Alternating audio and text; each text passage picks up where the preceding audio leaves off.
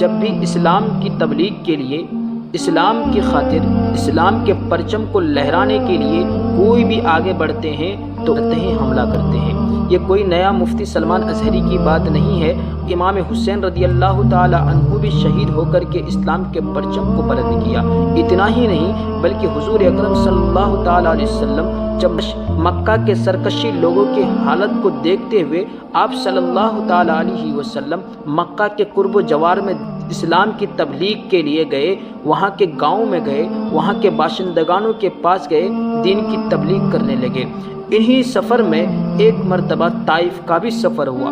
طائف کا سفر کس طریقے سے ہوا کہ آپ صلی اللہ علیہ وسلم کے ساتھ میں آپ کے غلام حضرت زید بن حارثہ بھی آپ کے ساتھ تھے۔ طائف میں بڑے بڑے پیسے والے، بڑے بڑے سردار لوگ رہتے تھے، یہاں تک کہ ان طائف کے تمام سرداروں میں سے جو سب سے بڑے سردار تھے ان میں عمر کے خاندان تھے، اور ان میں سے 3 بھائی تھے۔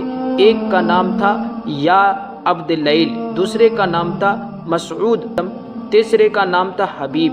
حضور اکرم صلی اللہ تعالی علیہ وسلم جب ان تینوں بھائیوں کے پاس اسلام کی تبلیغ کے لیے گئے تو انہوں نے اسلام قبول نہ کیا، بلکہ حضور اکرم صلی اللہ علیہ وسلم کے ساتھ تمیزی کی، بے انتہائی اور شریرانہ حرکتیں کی، یہاں تک کہ وہاں کے گنڈوں کو، وہاں کے لفنگوں کو حکم دے دیا کہ حضور اکرم صلی اللہ علیہ وسلم کے ساتھ بدسلوکی کرے، بدتمیزی کرے۔ پھر وہاں کے شریروں نے، وہاں کے گنڈوں نے نبی کریم صلی اللہ علیہ وسلم پر پتھر برسانا شروع کر دی کہ دونوں قدم، دونوں پیر لہولہان ہو چکے تھے خون سے، آپ کے موزے اور نالین مبارک بھی خون سے بھر چکے تھے۔ آپ صلی اللہ علیہ وسلم جب پریشان ہو جاتے، جب شدت تکلیف کی وجہ سے بیٹھ جاتے، وہ ظالم لوگ آپ صلی اللہ علیہ وسلم کے بازو پکڑ کر کے پھر سے کھڑے کرتے، اور جب حضور اکرم صلی اللہ علیہ وسلم آگے چلتے تو پھر آپ پر پتھر برسانا شروع کرتے۔ یہاں کے خادم حضرت زید بن حارثہ رضی اللہ تعالی عنہ کے دائیں بائیں جاتے اور آپ پر گرنے والی پتھر اپنے جسم پر لے لیتے۔ حضرت زید بن حارثہ رضی اللہ تعالی عنہ بھی خون سے لہولہان ہو چکے۔ حضور اکرم صلی اللہ تعالی علیہ وسلم جا کر کے ایک انگور کے درخت، ایک انگور کے باغ میں پناہ لی، جو کہ عتبہ بن شیبہ اور ربیعہ بن شیبہ کے تھے۔